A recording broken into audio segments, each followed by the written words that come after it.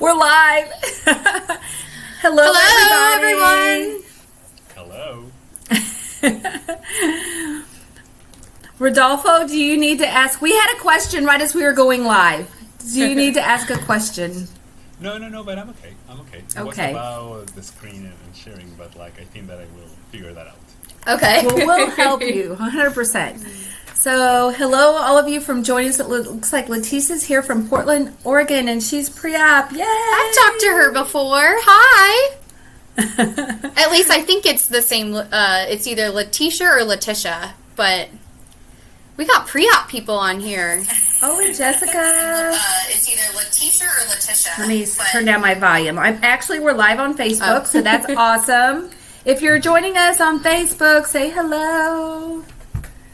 It just went live, so let me turn it sound off. Sorry about that, guys. A little echo in the background. I did get scared, though. I thought it was me at first. I'm like, oh, no, what's going on now? Brittany was having some technical issues. I feel like I always am. What does Maddie call herself? The Hot Mess Express? That's me, too. Oh, goodness. Well, I feel like I hear an echo, and I know it's me. I'm trying to figure out what else I have open. I don't think it's my Facebook. I literally have nothing else open because I had to restart my computer. Are you guys hearing an echo on my end? Mm-mm. Right now, not. No. Mm-mm. Okay. More importantly, can everybody hear each other? No one's on mute, right? I think we can all hear. And Letitia says no echo. So that's awesome. And you have Facebook open, right, Brenda? Yes, I do. And so today, guys, I want to welcome everybody who's joining us. We have Rodolfo Alvarez here with us, and he's from Chile, and he is back in his hometown, but he's going to be moving to the United States. What date? June 15th. Oh my June God, 16th. I didn't even know that. That's so exciting. Yes. He is going to be attending the Ohio summer camp. Yes. Yeah. That Danielle Sullivan is putting on, and he's going to be a speaker there. Is there opening still for that, Dan? Yes. For the summer I think camp? there is. Yeah. Okay, so we'll post a link to that here shortly. I'm pulling it right now. Are you? Okay, awesome. Yeah. So if anybody wants to join, he's going to be a speaker there, and they're going to have like a bonfire and just a summer camp experience. So cool, so fun. I also want to just say too, Rodolfo did a event before this, and it's been a little while, maybe close to a couple months ago, and it was called Sexual Wellbeing, focused on the bariatric surgery patient, and people loved it and were so interactive and had so many questions. We only got through probably like half, maybe even a fourth of his presentation. So he generously agreed to, with his time is a lot, agreed to come back and continue that topic. So today we're going to be talking about sexual intelligence. And this is, Rodolfo has a lot of experience. He's a life coach, and he also has lots of education regarding topics on health, and also actually has a master's degree in sexology, which we didn't even know was something, did we, Brittany? And to me, it's so interesting. Like, I could just sit and talk to you forever. You're such an easy person to talk to. Brittany's posting the link. I agree. Sorry, I wanted to mute myself so you guys couldn't hear me typing. But yes, I agree. Rodolfo is very easy to talk to. My only regret about Orlando is that we didn't get to spend more time together. I agree. Yeah. So we talked to Rodolfo recently. We were all at a retreat in Orlando. It was called the Bariatric Society. It was put on by Advent Health, and Rodolfo was a speaker there as well. He basically just they are mixing and mingled. I forgot what your topics were there, because you talk on so many different things. No, but in particular in that one, I didn't talk. I just was like an attendee that time. Oh, Yes, I thought you yes, were actually. yes, yes. But I know you've been busy with Berry Nation. You've been doing some things on there too Yes. as So well. right now I'm teaching classes in Bariatric about different topics, I would say. Anxiety management, sex life. I'm doing right now coaching sessions. But the idea is to give emotional and mental support to bariatric patients, in the process. Because I think that is something really needed. And it looks like Michelle Kirk says Rodolfo is the best. Highly recommend him. Oh, Yes. she's Hi, sending you Michelle. How love. are you? Very nice to see you here. He is the best. So Rodolfo, tell us, I know for those of you, of the people out there that did not get to watch your first event, tell us a little bit about you and why you decided to get into being a coach and what led you to this specific population of people and kind of led you to us to be speaking today. So Yes. Okay, perfect. Yes, I will love that. I think that everything starts in my childhood because I always struggled with my weight since I was a kid. I think that I was experiencing a lot of anxiety, insecurities, and the mechanism that I found to cope with those emotions was eating. So I would say that during my life, I gained weight, lost weight, gained weight, lost weight, gained weight, lost weight. And there was a point that I was decided to make a transformation that lasts forever. And I understood the importance of making a shift in my mindset and understanding why I was eating, right? I'm an engineer, and at that point I was finishing my program, and I decided that I didn't want to work as an engineer. That wasn't for me, that my passion was helping others. So I started getting different certifications to be a coach. And I started in Chile with a center that is called Inspira. And what was the purpose of Inspira? Doing programs to help people to create a healthy relationship with food. The focus was not the diet, the focus was the mindset. And giving tools to people to manage their emotions and just eat if they needed to eat. and you saying that makes so much sense because really and truly you can, if your mindset isn't in the right place, it's not possible to eat the right things, to do the right things that are good for you. Your emotions I and your totally mindset. I totally agree. And actually, 2 Sundays ago, we did an event with Bari Nation on mindful eating. And what I talked in the event was about listening to the body and satisfying your real needs.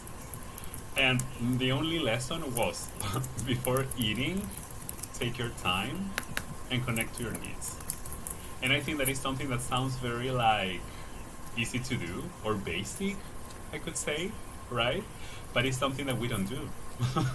We just eat because we are feeling a desire, but we don't stop and ask ourselves if we are hungry or if we are experiencing an emotion and why that emotion is emerging. We don't do that exercise, which I think is essential. Because if not, then we will end up eating not knowing why. Yeah. So that was, I would say, the beginning of my work. And when we were doing that program, focused on adding healthy eating habits, there were some patterns that were very common in our attendees. And one of the patterns was low self-esteem, having issues with their body, and having a sexual life that wasn't the sex life that they wanted. Isn't that interesting how that all fits together? Yes, and that's why I decided to study my master's in sexology. And I decided to develop a training on sexual life. So what is sexology?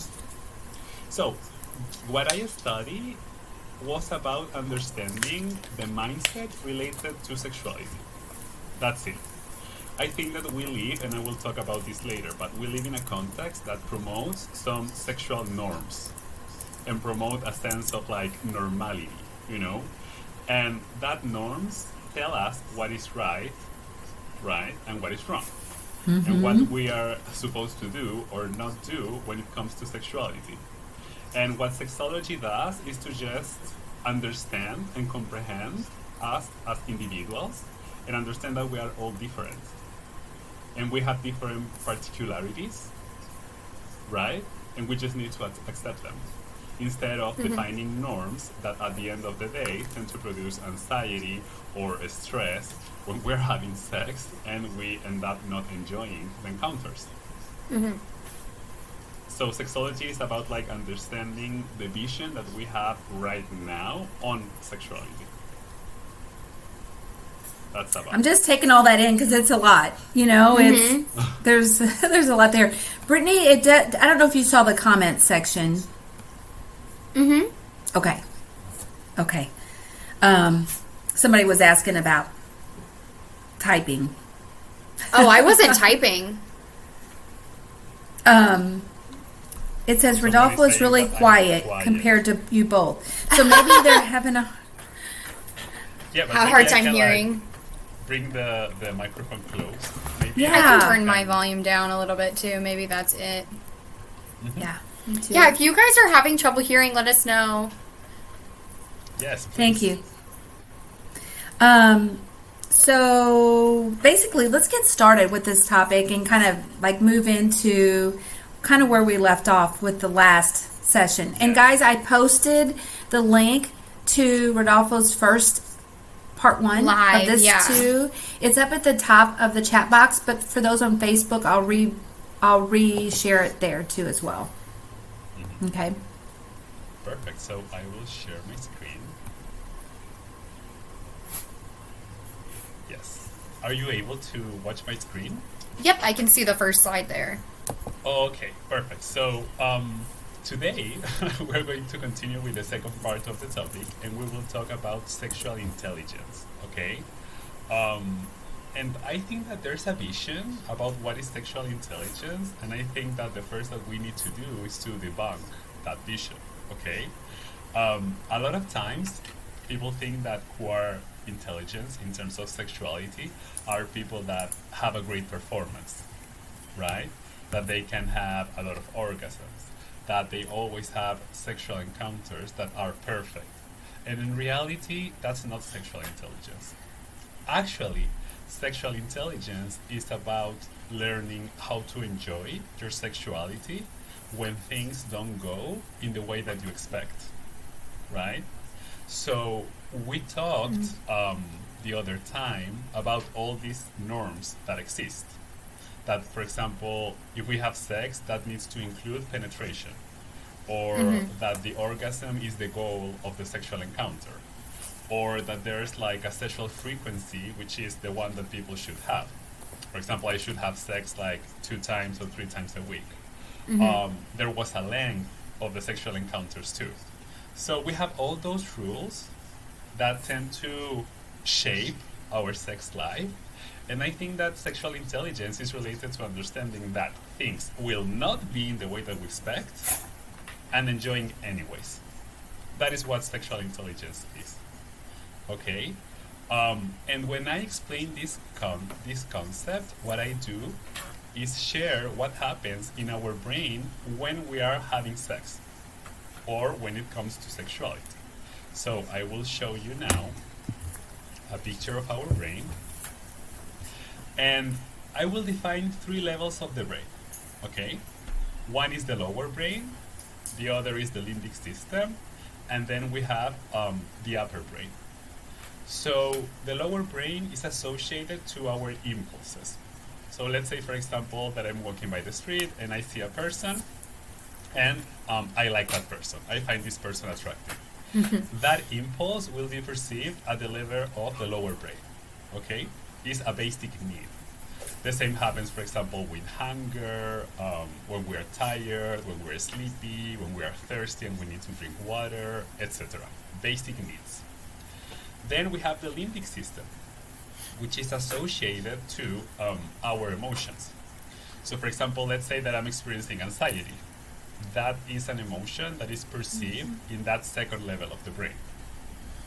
Or let's say that I'm happy and I would like to celebrate. I would like to go out. I would like to have fun, maybe have a sexual encounter, and I'm motivated.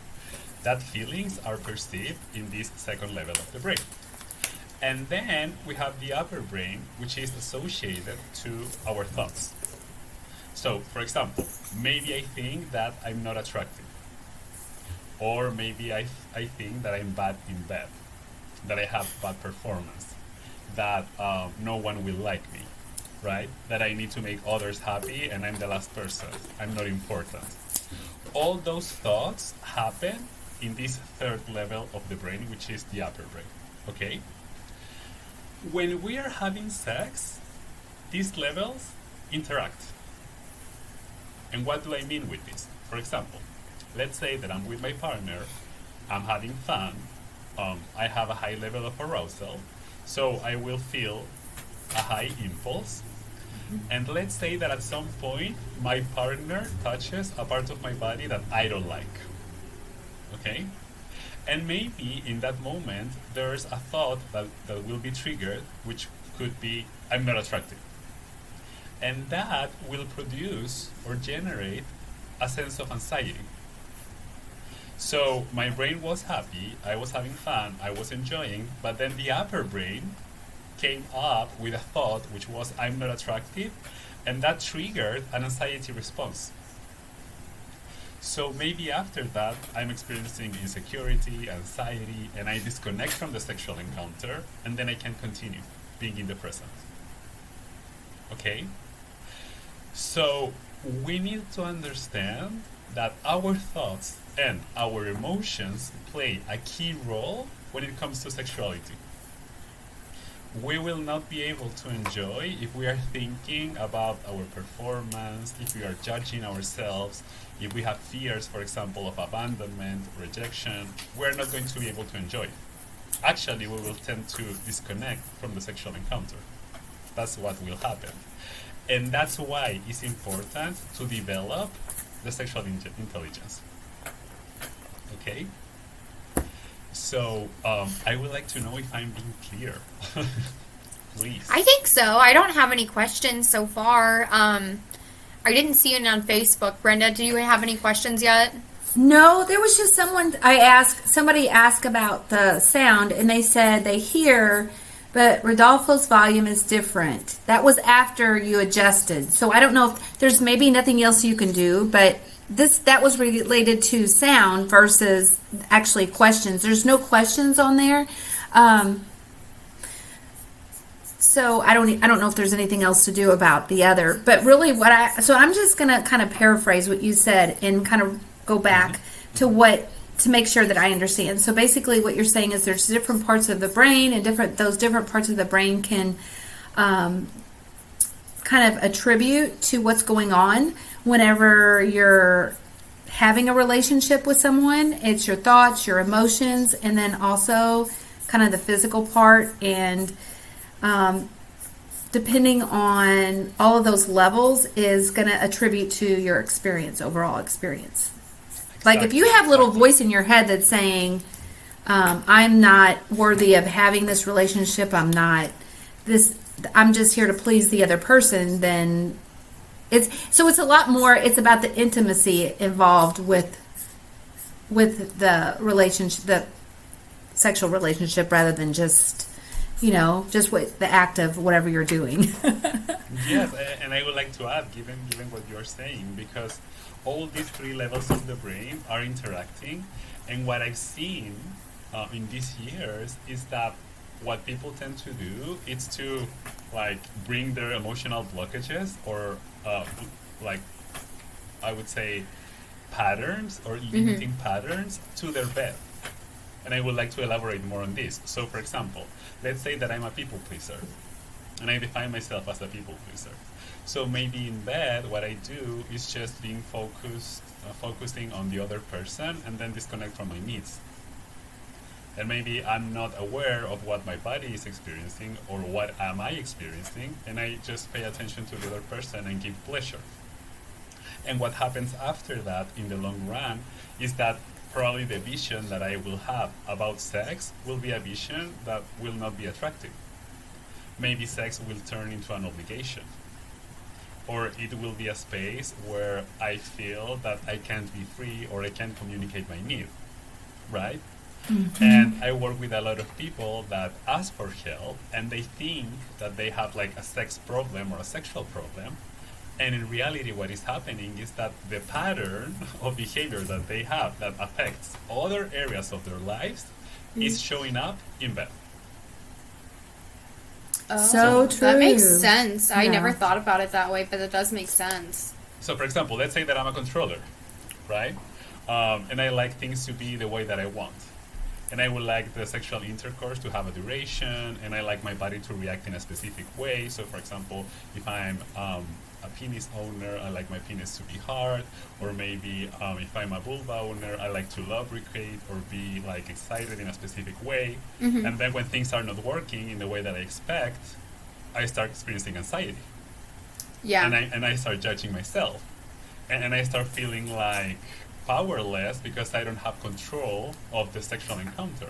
So if you notice, like, I have a limiting pattern that is, in this case, for example, being a controller, and in bed I try to replicate the same. The same could happen, for example, to perfectionists, right? So they want everything to be perfect, and then, for example, my body doesn't look in the way that I want, and then, oh no, I can't have sex. I try to hide. I try to avoid sexual encounters. Or, for example, people that have fear of rejection. Maybe they don't communicate in bed what they need, right? And then they don't enjoy, they don't have fun. But it's because maybe the other person doesn't know what they really want. So, typically, when someone has, like, I would not like to say like a sexual issue, but when someone is not enjoying in the way that they want and they like ask me for support, typically what we discover is that the root of the problem is not related to sex. Typically the root of That the makes problem sense. is associated to emotional and mental blockages that the person is bringing to bed. And bed is just one of the places where it manifests. And you know, Rodolfo, that's so interesting that you're saying It that. is, I'd yeah. never thought about it before. And really, it's like that in really, if we think about it, it's like that in every single part of our life. So whether it's your sex life, your career, That's your what I was going to say, finances, Brenda. Yeah. your home life, your spirituality, your like every little part of your life involves usually some kind of relationship. And really that relationship with yourself is probably the most important. And like if it's going to carry over. Like if you're a perfectionist, it's going to carry over into your career life. If it's going to carry over into your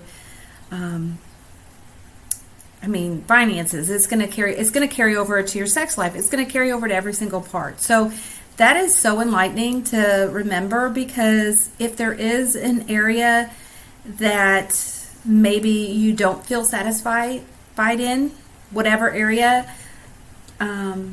just working on that one thing may help improve all other aspects of your life. Right. Now that you were talking, I reminded the case of a client, a person that was working with me. And when he started working with me, he wanted to talk to me about like sex life, and that he had a fear, and the fear was like not being enough attractive to keeping people with him in the long term. So his fear was that people would just like come up like for a while, stay with him, and then leave because he wasn't attractive. That was the fear. And at the beginning, everything was very centered on sexuality, sex life, like how it can be more attractive. Those were his questions. But then we started noticing that there was a pattern of not being good enough that he was carrying since he was a child. Since he was a kid, he was feeling not enough. And what he was trying to do was to be enough to make people stay in his life. Yeah. And having sexual partners or a partner, like a romantic partner. But the problem was that trying to do that, he was not being genuine and authentic. So people never had the chance to know him. Like actually know him, yeah. Exactly. And at the end they left. And that's why they were leaving. And which is interesting to me is that like the symptom is a sexual problem. I'm not being attractive. People like don't like me. But when you start exploring, you realize that in reality it's another pattern and it's just manifesting in sex. So there's a comment on Facebook too that kind of I think applies to that. She's saying she had problems thinking about how long it was going to take for the sexual act and that type of thing to occur, and then it actually manifested that way because of her thinking. And so really it's not any different from what you were saying. Like wherever your mind is focused is where your thoughts lead, your reality kind of leads. And so it's just interesting. Yeah. I was thinking, Brenda, about what you're saying, because the comment is about like I'm knowing someone and the question is when are we going to have sex, or I'm having sex with someone and I'm thinking about the length of the sexual intercourse. What of those aspects was the comment pointing to? The second, basically like focused on, how long it was going to take for her to be at that heightened level. She said she just needs to relax. She said she just feels like she needs to relax. And it's true. Sometimes we get in our head, like maybe it's, like you said, I mean, a lot of people who've had weight loss surgery would say that their body is changing and maybe they feel comfortable or maybe they don't feel comfortable still, because it's kind of that morphing change. Like your brain doesn't always wrap around where you are, like physically. Your brain kind of stays with, a lot of times with this picture that you have of yourself, and right. But yeah, the relaxing thing. Yeah, and you know why I asked you? Because I have some advice to give to that person. Oh, wonderful. Yes. So I think that a lot of times we see sex and we perceive sex as different stages, So, I don't know, like I feel desire, then I'm supposed to increase my arousal, then I reach the orgasm. And people start thinking like, how long is it going to take? It's like a process with a goal, and then you achieve the goal, and then you're over. Yes. Yeah. And I think that is the vision of sex, where the goal is like penetration and the goal is the orgasm. And I think that we were like taught that way. And what I would like to tell this person is to start maybe changing the perspective of the purpose of sex. Because here the goal is to enjoy. And you can enjoy in different ways. So the question would be, what are the sexual practices that you could do in order to experience satisfaction? And maybe you're going to take 2 hours, maybe you're going to take 10 minutes, but who cares? Because this is your time to enjoy. And if you're enjoying, time is not going to be relevant. We start measuring time when we have a goal and we have an expectation. And the interesting thing about sexuality is that when you don't have expectations and when you are just able to connect with the present moment and with your body, with your erogenous zones, with your fantasies, and you start touching and doing different things, that's when you enjoy. So that's I'm gonna ask our Facebook watcher, did you catch that? Did that help you? Did you have questions about that? Please. Yeah, yes. And see what she says. It's related to Shantae, so hopefully she'll respond. Yeah. She's been with us the whole time so far. So, and Michelle, it looks like there's a comment from her. She said, yes, we are often not in the moment in our heads instead. And really, it's like that. Like, really, wouldn't you say it could be like that with not just sex, but it could be like that with a lot of different things. Like sometimes whenever like you're in conversation with another person, you can be the same way. Like your mind drifts and you just aren't in the present moment and enjoying where you are right then. And that's why mindfulness is so important. And mindfulness is so important not just when it comes to sex life, it's important to, I would say, everything. Actually, that is the class that I will do on the summer camp, mindfulness. Because, for example, when you are eating, you need to be connected with your body and listen to your needs. And if you're hungry, eat something. And if you don't, then satisfy that need in another way, in an alternative way, right? But a lot of times we eat and we're not in the present moment and we're not aware, for example, of the texture of the food or the flavors or the smells. And there's a relationship between feeling satisfied when we eat and how present we are when we are eating. when we're in the present moment, after we feel satisfied. If we are not, then it's like we're not aware that we ate. You know what I'm saying? And the Yeah, same happens with sex life. I think sometimes it's just habit. Like, let me give you an example. Like, for eating, for example, mindfulness. Yeah. Because certain times of the day, like if it's like noon, you think, okay, it's lunchtime. And then all at once it triggers this thought, I'm hungry. Or maybe it's a bedtime routine. Maybe you think, I need to be eating, and you start having these cravings, but it's like a cycle. So, and also society, I think too, with the mindfulness, if society sometimes tells us what is acceptable and not acceptable to eat and not eat, and so we have those thoughts cycling through our head, and it causes sometimes guilt or things like that, instead of what your body actually needs and wants. Like if you were to really be quiet and just listen, like what is my body hungry for? Is it hungry for salt? Is it hungry for sugar? Is it hungry for protein? Is it, and like listen to that and take those cues. But so many of us don't always do that. Yeah, and the other thing is how much food I need. That's the other thing. Because if I'm not hungry, like if I'm not hungry anymore because I ate something, I should stop. Mm-hmm.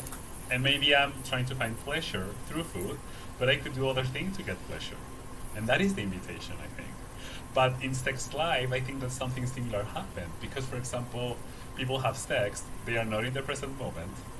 Given that they are not in the present moment, they don't enjoy as much, they don't connect with their sexual desire, and maybe they are not as excited as they could. And also, so Shantae says, that's exactly what he says. Don't worry about the time it will take. It will just be in the moment. Enjoy. So Yeah, it was helpful. Yeah, great. And I think that this is like a mistake related to like the function of sexuality or sex life. And I think that we were taught in this context where like we were supposed to have sex and reach an orgasm or to penetrate. Like that is the belief, instead of like having sex, connecting with our bodies and just enjoy of any sexual practice that we could do. And that's it. Actually, that is part of sexual intelligence, understanding that things are not going to be in a certain way. Maybe we were kissing and we were having fun, and that kiss was like the most pleasurable experience of my life. Mm-hmm. And that can count too, right? But Mm-hmm. probably if we just kiss someone, that could go against the social structure of like what is expected in sex. And of course, that will feel uncomfortable, Or maybe we are taking so long.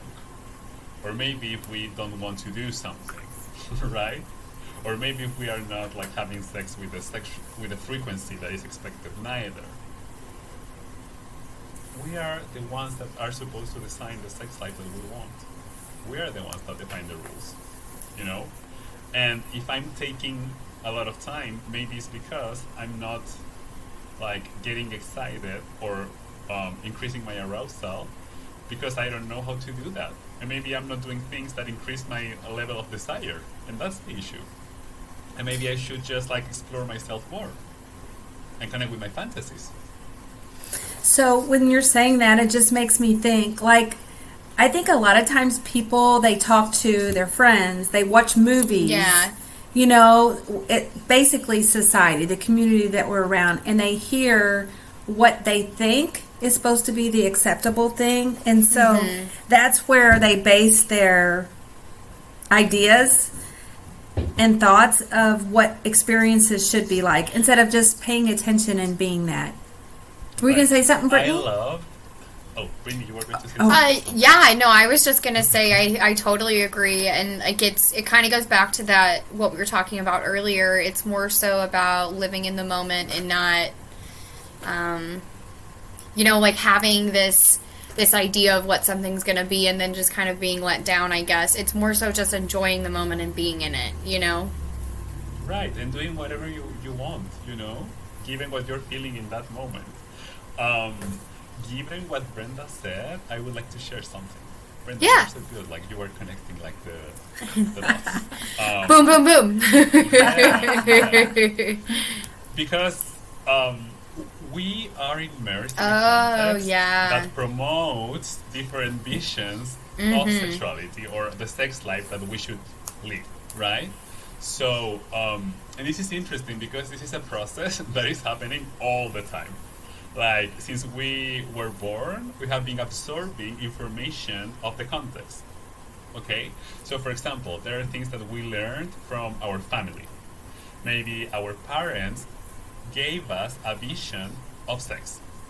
And maybe, I don't know, I saw my parents interacting in specific ways, right? When I was a kid, maybe I had some friends or neighbors or cousins and they like shared with me information about sex. Maybe they told me the size of a penis, or maybe they told me at what time I was supposed to have sex, right? And typically these people, when they share information, they don't know that much. Probably they learned that information from social media, from pornography, etc. So since we were kids, we're absorbing fake information, I would say that. Then, for example, from our partners, we learn a lot of things too, right? If we are attractive or not, the things that we do that like or not. And with our partners, we have like an emotional connection. So the comments or the things that they say, I think that typically are more important to us. Social media, all the time, is promoting like what we should do, how often we should have sex, how an attractive body looks like. You know, Yes, that's probably the biggest one. I think we can all agree. all the time. Then religion, too. Like, religion says that there are some sexual practices that are wrong, right? For example, I was raised in the context of Catholic religion. And when I was a kid, I was taught that masturbating was not good, was bad, was something dirty, right? And that, for example, having thoughts related to fantasies, that was not okay neither. That was Right. wrong, you know? And then we have the vision of society, culture. So we have all this context that is all the time giving us information related to sexuality. And at the end, what tends to happen is that we start building a norm set or a normality, right? And that normality starts defining the things that are correct and incorrect. And at the end, we end up ruling our sex life given that context. It's so interesting. Yeah, it makes sense. Like all those little things that you think that you're taught that are truths. It's it's just people repeating what they've heard, and who knows what that is and where that came from. Something they learned whenever they were little, or something they picked up. So yeah. Right. And for example, I don't know, I work with a lot of women that they learned since they were kids that communicating their desires was wrong. Because you know that these norms are a lot related to sexism too, right? Like if you're a man and you communicate that you have desire or you want something, that's totally fine. But if you're a woman and you do the same, a woman and you do the same, You're then labeled uneasy. something else. Yeah. Right. Yeah. And I work with a lot of women that like, since that part of themselves was blocked, they don't know the things that they enjoy. Or They have never explored their desires. or on the other end of that, it's, people, because I feel like it's a lot of this is emotion too. I mean, while sex is physical, it's also very emotional thing. We've been talking about that a good portion of this. And so what do you do whenever you have a partner that won't open up about, how they're feeling? That's great that they're showing physical attractiveness, but emotional attractiveness too, because, I feel like the same can go for guys. At least in the United States, most of the time it's, guys shouldn't talk about their feelings and they should be quiet. I guess, does that make sense what I'm saying? What you're saying makes a lot of sense because Yeah. sexism has an impact in both genders. Yeah. It's not just for example, because I work with a lot of men and they struggle a lot with not being able to meet expectations. Because they are supposed to always have sexual drive and a high sexual drive, and they don't have that. Or maybe they can't last or have the duration that they expect, and they feel that they are not man enough. You know what I'm saying? So we need to be very careful because these standards affect all of us and in different ways, of course. You know? But the point here is like to open up a space of reflection to identify how these norms impact on our sex life. Because for us, for all of us, they impact differently. Right. Yeah. I'm sorry for laughing. I'm cracking up. Shantae on Facebook said, dog needs to go potty, LOL. Do you guys hear dog? I heard something whining. That's not my dog. For once, it's not my dog. No, it's here. So if you give me time, I will figure that out. So can I go? And I will like close the curtain too because like I don't know why I have some like, right now. Oh, you're fine. 30 seconds Yeah. or something like that. Yeah, It's totally. all good. Puppy needs to pee. That's what somebody said.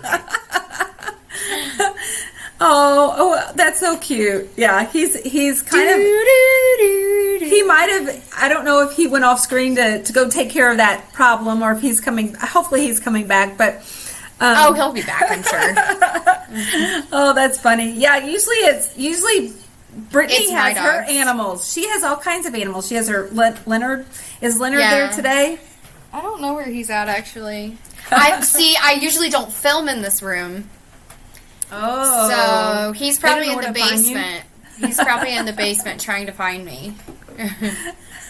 Like, she usually goes live on Wednesdays. Where's she at? oh goodness.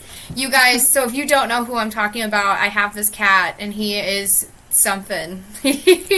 Every time I get on one of these live calls, I think Rodolfo's back. Oh, let me invite him back on screen. Yeah. Okay. Anyways, he never bothers me until the second I go live on camera. Then he's all up in my lap, and yeah. He says he's here, but maybe let me make him big focus screen. I was Nope, going to that's say, not I don't working. see any... He's Oh, there he here. is. There he is. I see him. Okay, let me see if I can get myself He's in the corner. unfocus screen. I'm Okay. back. I'm sorry. Yeah. Thank you. Thanks for waiting. Yeah, so do we have any questions? I would like to know that. Let's see. Yes. I'm looking on Facebook. So, for those of you guys who are on our Crowdcast, our Facebook channel, do you have any questions? It looks like Michelle posted something. This might be about our animals, though. She says, "LOL, mind you that I have 4 cats, and 2 are 2 years old, and their mom is 3. They all want attention and don't like video calls due to the noise. I have my door closed right now." Yeah. And then this person on Facebook, Mike, says, "I'm Filipino boy, hee hee, I watch you." I'm not really sure what that exactly means, but he's saying he watches you, hee hee. You must have a fan. You have a fan, Rodolfo. Great. Awesome. Yeah. So basically, let me ask you this, because Rodolfo, so he is moving to the United States. A lot of what he does is coaching. What is your ideal client? Like, if there's somebody on the call that might be looking for a coach in some aspect or way, what is your ideal client, and what would you do to help them? Yeah, I would say that my ideal client is someone wanting to change some patterns. Okay, that's what I would say. So, for example, let's say that I am a person that is experiencing anxiety, right? Or someone that is a people pleaser or wants to stop being a people pleaser. Or someone that doesn't know how to manage their emotions. Those are my clients. Like, people that detect that there are some emotions that they don't know how to handle or manage, and they want to get new tools. And of course, typically, those emotions, those insecurities, can be affecting specific areas of their lives.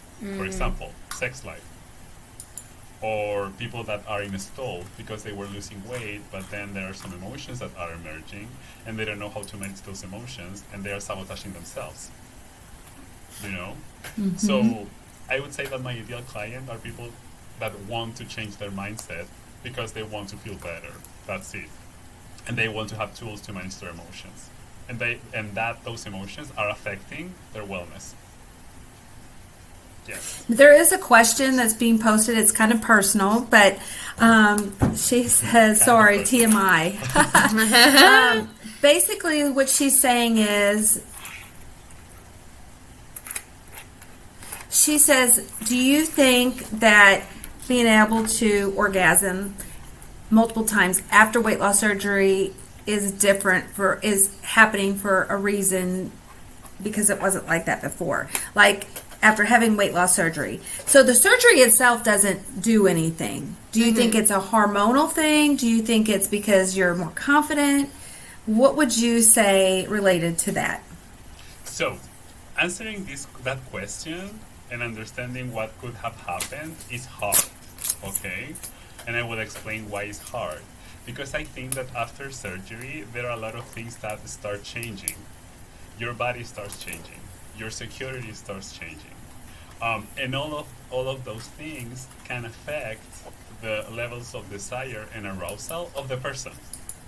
A person that is multi-orgasmic is a person that is able to continue with the high level of sexual desire after having an orgasm, and that's it. But in order to have high levels of arousal or desire, there are a lot of things that could be happening.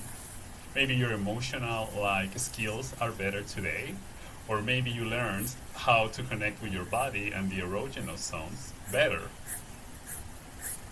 So I think that it's a question hard to answer because of all the changes that are happening simultaneously.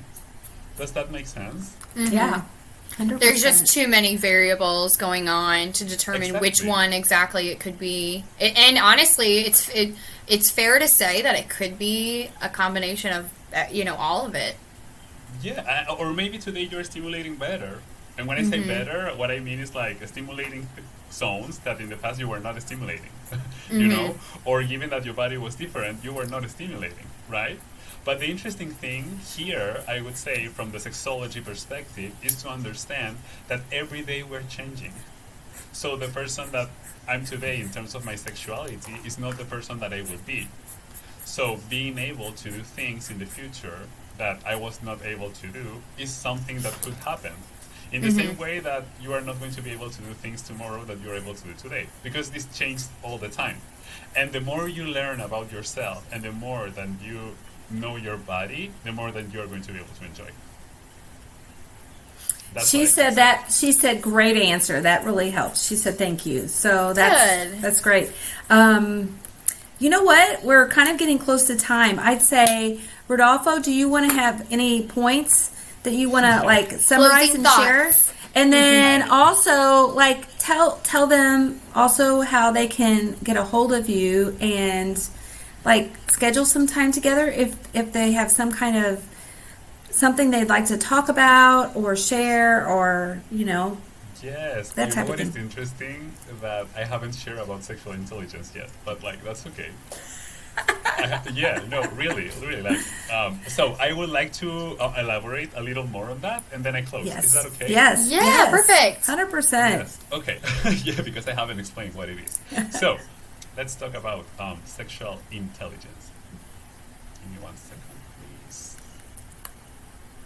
See, Rodolfo, we're going to have to keep having you back. That's all there is to it. I love to be here with you guys. So whenever. I just wish he was in person, that's all. Yeah. He gives the best hugs, guys. He really does. I know that's such a silly thing to say, but I think you give the best hugs. Thank you. Thanks for that. No one has said that, but it's something that I can understand. It's something that I can understand because I'm very I try to take care of people, Yes. Yeah. So, sexual intelligence. What is sexual intelligence? It's a set of resources, okay, that we can develop in order to enjoy our sex life. And these skills, and this set of skills can be developed in tools related to our mind, emotions, and body. Okay? So you can work your sexual intelligence in these different, I would say, departments. Okay? So, when we talk about mind, which is going to be the first area that I would like to elaborate on, you need to be clear about the things that you enjoy. And actually, for the people that are listening to us right now, I have a special assignment. When I had the training here in Chile on sex life, what I asked people to do is to write something that was the manual of sexual preferences. Okay? And when I say a manual of sexual preferences, it's just exploring yourself and learning about the things that you enjoy. What are your fantasies? What are your preferred positions? What are the sexual practices that you like more? What is the perfect context for you in order to have sex? And learning about yourself and sharing those preferences with your partner. That's the thing that you could do. There's a lot of people that think that they need to read the Kama Sutra, or learning techniques to enjoy more. And to me, that are not resources that are helpful, because if you are having sex and you're focusing all the time on doing the correct thing, then you will experience anxiety and stress, and you're not going to enjoy. My approach is to connect to yourself and the things that you like and enjoy. So, knowing yourself, knowing your fantasies, knowing your erogenous zones, for example, would be the beginning. And starting maybe having a date with yourself and touching your body would be a great point of start. And I think that we were not taught that way related to sexuality. It was more about something that we were supposed to do with other persons, which is totally fine, right? But the point here is that I'm not going to be able to share something if I don't know it. So you first know yourself, you first know what you enjoy, and then you communicate that to other person, and then you both together experience pleasure. But sexuality starts from ourselves, from the connection that we have with our body. Our sexuality doesn't depend on others. And I think that is a limiting belief that's very common. Like, oh, these people, they don't satisfy me. No, this starts with you. If you're able to enjoy yourself and you know yourself, then you can share that to other people and have fun. That's how it works. That's a great point. That's a really good point. Yes, I think that the change of perspective is needed. Because if not, then we will be draining our personal power and giving all the pleasure. Other person will decide if we have pleasure or not. And that's not fair. No. If you know yourself, if you enjoy yourself, then you can share that with other person and enjoy both, And that's how it should be.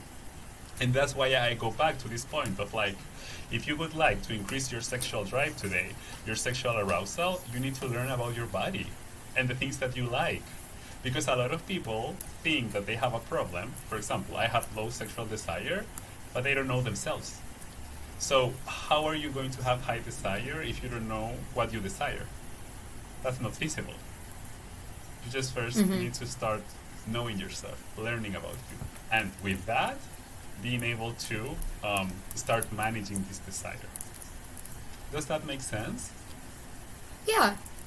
100%. And really, again, not just in the sense of sex. It makes sense in all parts of our lives. Like when you know yourself, and you know what you like, and you know, you have a good relationship with yourself, then it matters in every aspect of your life.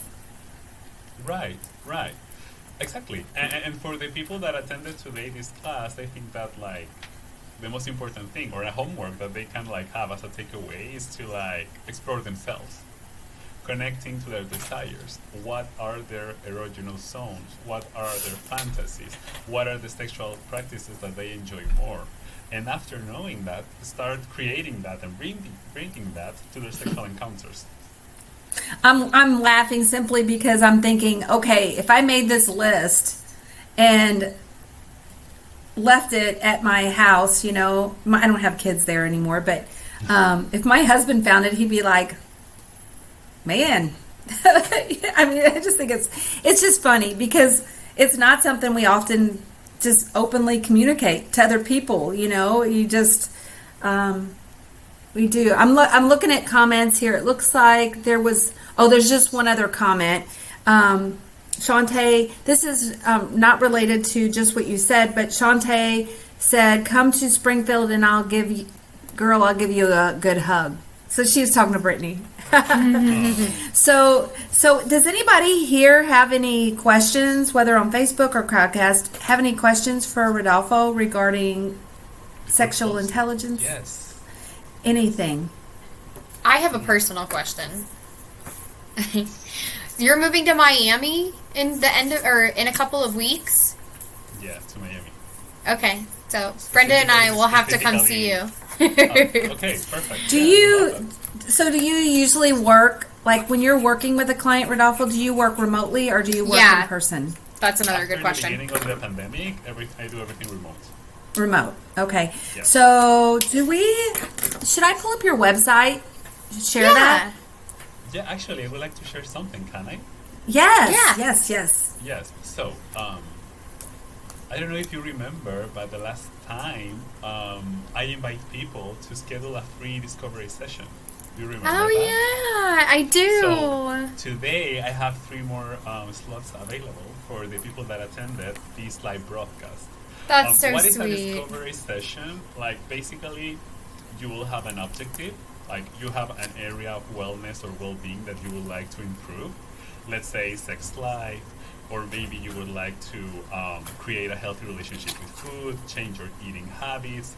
Maybe you would like to stop being a people pleaser, stop self-sabotaging yourself. So what we are going to do in that session is that I'm going to guide you through a process to discover the origin and the roots of your limiting patterns, right? The session has a duration of 1 hour, and I will explain to you the relationship between our thoughts, the emotions, and you will start learning how to remove those blockages. So, if some of you would like to improve their well-being, you can send me a DM to my Instagram account, which is Rodolfo Alvarez X. Actually, if you scan the the code, it is going to take you to my Instagram account. You just send me a DM, and we will schedule the free discovery session for you guys. So Yes. I'm gonna show them that, if that's okay, Rodolfo. Yes, of course. Okay. Let's see. Can. Okay. Yeah. And I I have 3 am- slots for the people that attend the I'm gonna today. close the video and then I'm gonna share my screen real quick and pop on to this. Here's Rodolfo's. That's your account. Do you want your business? No, it's that Is- one. That's perfect. It is this Totally one. fine. Okay, Yes. perfect. So this is where he's talking. You can DM him on Instagram. What happens if they don't have Instagram? Oh, if they don't have Instagram, what they could do is send me an email, and we can schedule the session. Actually, I'm going to write my email by the chat. I'm going to stop sharing there, and I'm going to copy and paste this link for Instagram in there, and I'll That's my paste email, it. if someone wants to schedule the free session. Yes. Okay, I'll paste that into Facebook too. Let me go back. And that's your email? Yes, that's my email. If someone doesn't have Facebook. Okay, I'll copy that.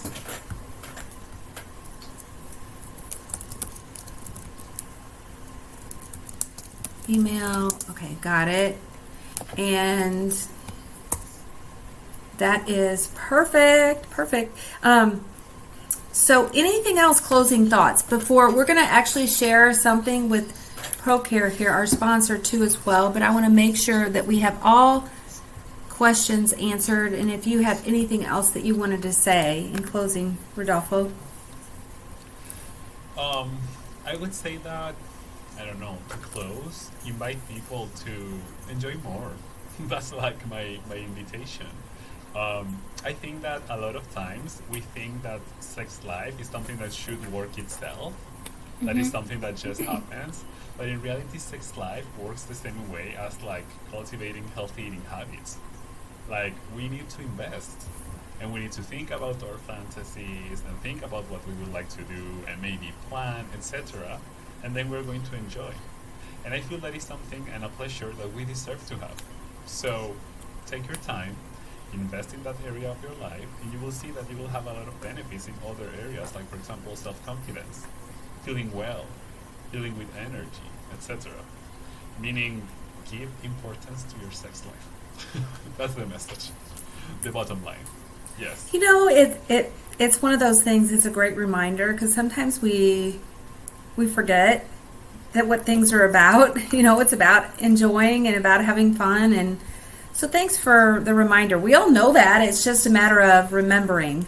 Right. Right. And I think that our lives are so busy sometimes, but we don't have the chance to give it like the importance, you know. So it's a good reminder. That's how I feel. Okay. Well, thank you for All that. right.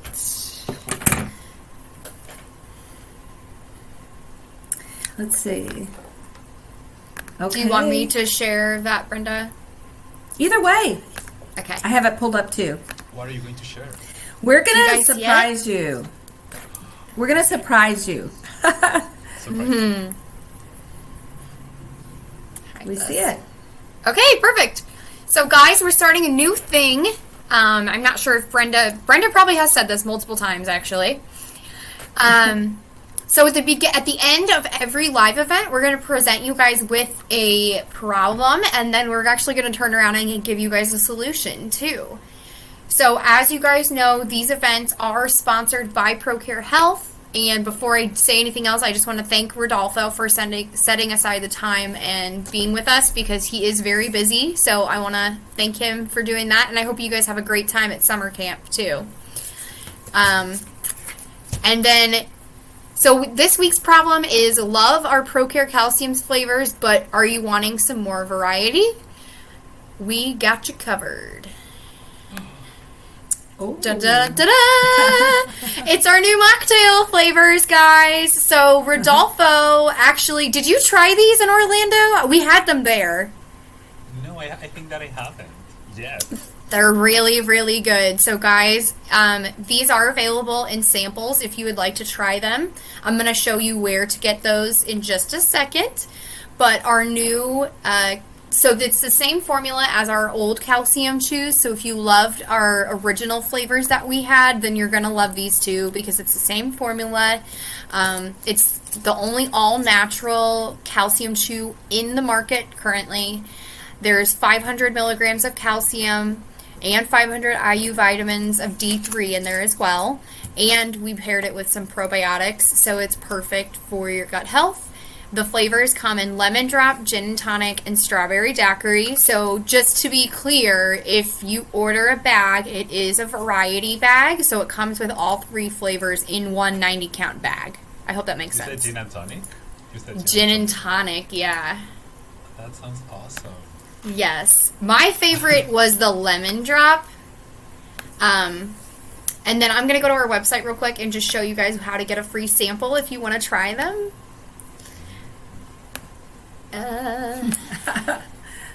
Here we go. Can you guys see that? They should be, it should be right here on the page actually. Here it is, yep. So right here front and center.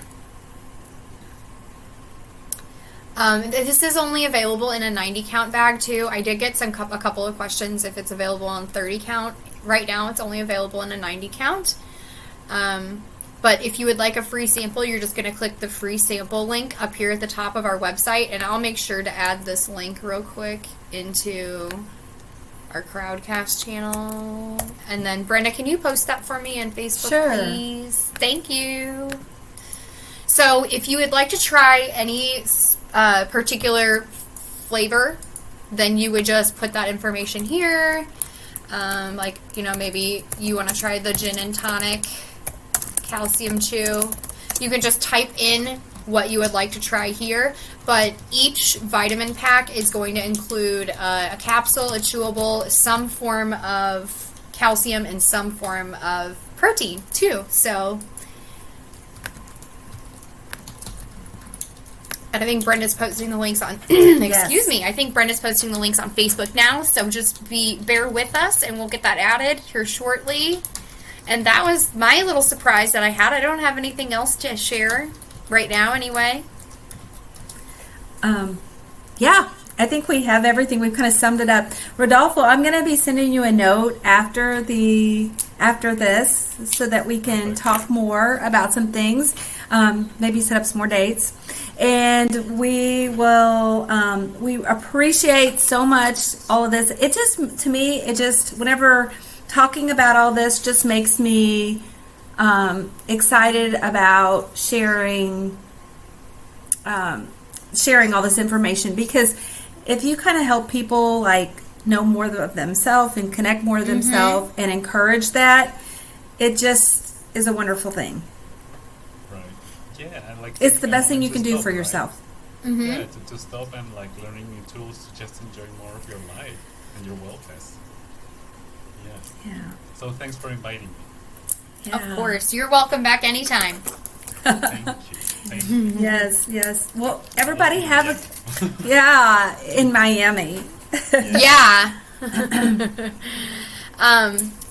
Hey, have fun at summer camp. Take pictures and tag us too. Okay, I will. And I will see you after, okay? Yeah. Yeah. Perfect. I'll come see you in Miami. Great. Yes, let's keep in touch. Yeah, we definitely will. Have a great rest of the day. Yeah, you thank too. you, Bye, everybody. Rodolfo. Everybody Bye, take care. guys. Bye-bye.